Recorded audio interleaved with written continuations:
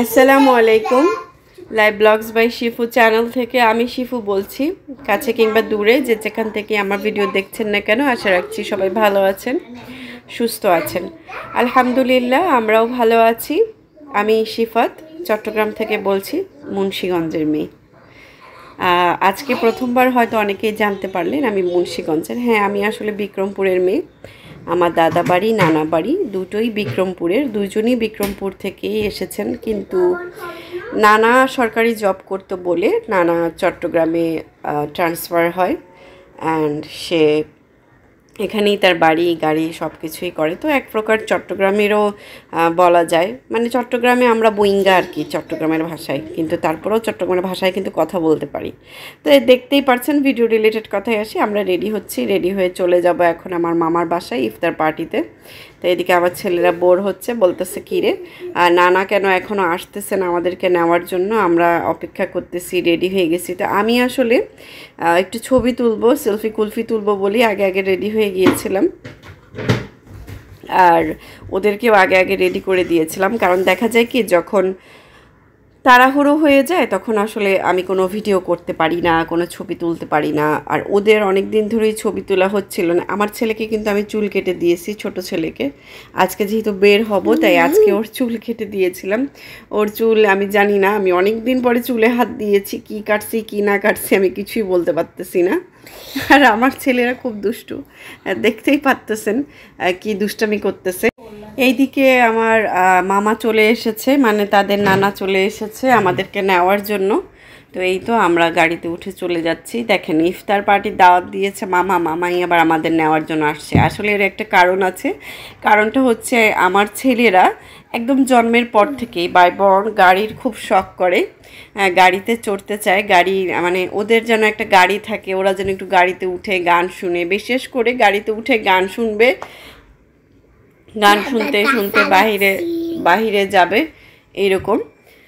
তো আমাদের তো আল্লাহ এখনও রিজিকে লিখে রাখেন নাই, রিজিক দেন নাই যে আমাদের একটা নিজস্ব গাড়ি হোক। তো কিছু করার নাই, আলহামদুলিল্লাহ যেমনই আছি যাই আছি।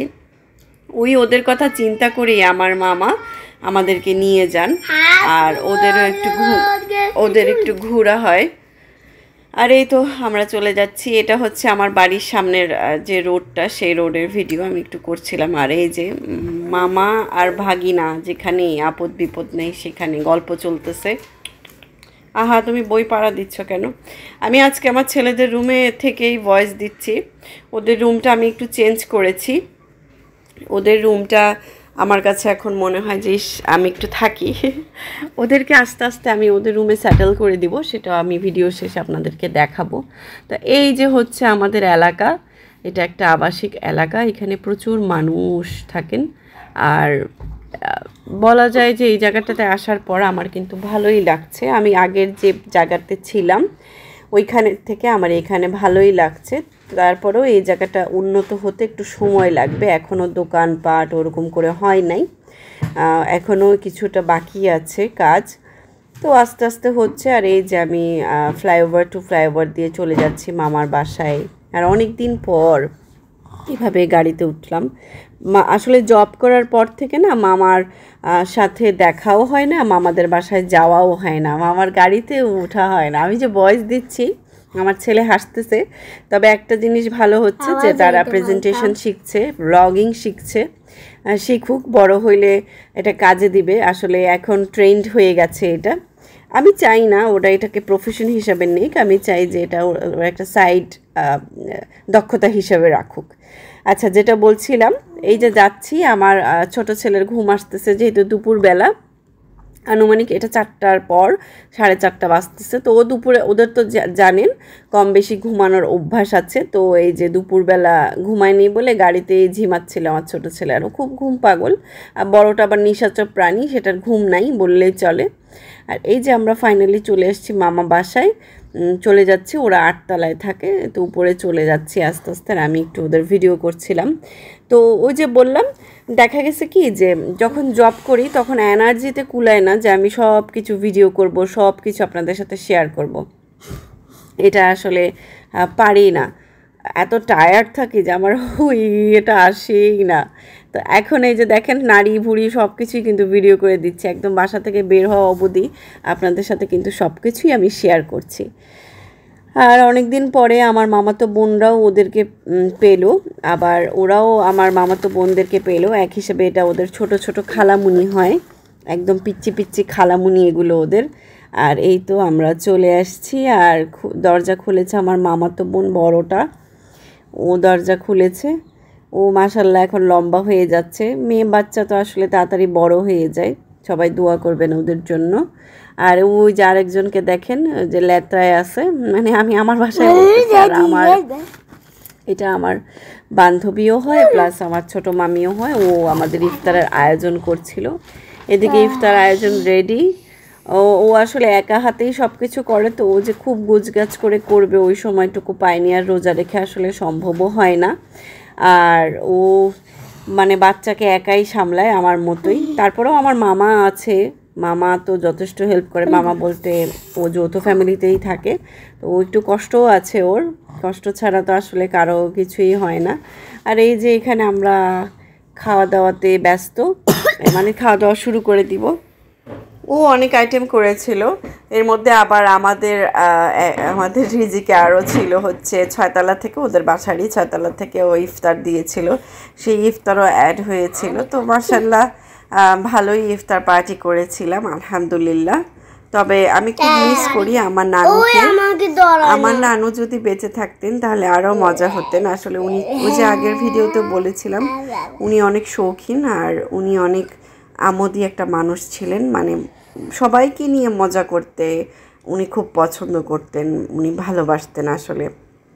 তো এই জিনিসটা না এখন আর হয়ে ওঠে না। তারপরেও আমার মামাকে অনেক ধন্যবাদ যে আমার মামা আমাদের কথা চিন্তা করেন। দেখেন এই পর্যায়ে বা এমন অবস্থায় এখনকার যুগে কেউ কাউকে খুব একটা যে ইফতার পার্টি দিচ্ছে, আমার আত্মীয় স্বজনের তো অভাব নেই, কিন্তু কেউই কিন্তু এই জিনিসটা চিন্তা করে নাই। আমার দিকটা আমি বলছি, আমার মামা প্রত্যেক বছরই এটা চিন্তা করে যে না আমার ভাগ্নি জামাই ওরা আসবে, মজা করবে। তো এটা আসলে চিন্তা করাটা অনেক বিশাল ব্যাপার বলতে চিন্তা আজকাল কে করে, কজন করে। আলহামদুলিল্লাহ আমার মামা যে আমাদের কথা চিন্তা করেছেন, মামাকে অনেক অনেক ধন্যবাদ। আল্লাহ যেন ওনার নেক নিয়তে বরকত দান করেন, ওনাকে যেন সুস্থ রাখেন, ভালো রাখেন। আমি অলওয়েজ দোয়া করি, আপনারাও দোয়া করবেন। আত্মীয় স্বজনের সাথে মিলেমিশে থাকবে, যোগাযোগ রাখবে, কারণ মরে গেলে তো সব শেষ, তাই না? এটাই আসলে হওয়া উচিত। এখন যে রুমটা দেখাচ্ছি এটাই আমার ছেলেদের রুম। আমি আসলে ওদের রুমটা একটু অন্যরকম করার চেষ্টা করেছি। আসলে বাসা চেঞ্জ করলাম এই 3 বছরে, হ্যাঁ 22-এ চেঞ্জ করলাম, 22-এ চেঞ্জ করলাম, আবার 24-এ করলাম, আবার 21-এও করেছিলাম। তো আমার অনেক বারবার বাসা চেঞ্জ করা হয়ে গেছে। এটার কারণটা হচ্ছে কি যে আমি মনের মতো করে বাসায় মানে পাচ্ছিলাম না, থাকতে পারছিলাম না, একটা না একটা অসুবিধা হচ্ছিল। ফাইনালি আমি এই আবাসিকে আসার পর এই বাসাটাই আমার অনেক পছন্দের একটা বাসা। এই বাসাতে আমি আমার মতো করে সব কিছু সেট করে নিয়েছি। তো আমার বাচ্চার রুমটা ঠিক আমার মাস্টার বেডের পাশেই, আর এটাই হচ্ছে ওদের রুম। তো আপনারা দেখেছেন আমার প্রায় ভিডিওতে আমার যে ওয়ার্ড্রপটা, এই ওয়ার্ড্রপটা কিন্তু ওই রুমে থাকাতে আমি ড্রেসিং টেবিলে ভিডিও দিতে পারছিলাম না। আমি আর ড্রেসিং টেবিল 2টা, একটা হচ্ছে ওর বাবার জন্য আলাদা ওই রুমে আছে, ও বাবা ওটাতে রেডি হয়, কারণ যেহেতু বাচ্চা ছোট সকালবেলা রেডি হয়ে, মানে আগের থেকে এটা করতাম। ওরা তো ছোট ছিল, ওদের ঘুম পাতলা ছিল, ওর বাবা রেডি হলে হতো কি ওরা উঠে যেত, তাই ওর সব সেট আপ অন্য রুমে রেখেছিলাম। তো এখন তো আর এই সমস্যা হয় না, এখন তো আমি নিজেই সবার আগে চলে যাই, আমি চলে যাওয়ার পর ওরা উঠে। এই জন্য আসলে ড্রেসিং টেবিল আমার 2টা। তো যেটা বলছিলাম, এই রুমে আমি ওই ওয়ার্ড্রপটা নিয়ে আসি, মানে ওদের রুমে। এই ওয়ার্ড্রপে আমাদের মানে আমরা মা ছেলের বাসার কাপড়, আর উপরের ড্রয়ারটাতে আমাদের টুকটাক হাবড়ি জাবড়ি যা থাকে সব কিছু আছে, এই ব্যাগ, এই রেইনকোট, ছাতা, এগুলো আর কি। আর এই যে আমার চাইল্ড বেডটার সাথে যে ওয়াশরুমটা, চাইল্ড বেডটা যত ছোট দেখতেছেন, ওয়াশরুমটা মানানসই করেই ওরা দিয়েছে, একদম ছোট্ট একটা ওয়াশরুম। তবে আমার ছেলেদের জন্য ঠিক আছে। আর এখানে ওদের পটি আছে, মাশাল্লাহ ওরা কিন্তু পটি ট্রেন আপ হয়ে গেছে, ওরা একা একাই পটি ওয়াশ করতে পারে, নিজে নিজে নিজে ক্লিন হতে পারে, আলহামদুলিল্লাহ। এই কষ্ট থেকে যে আমি বেঁচে গেছি, আহ কি শান্তি আমার।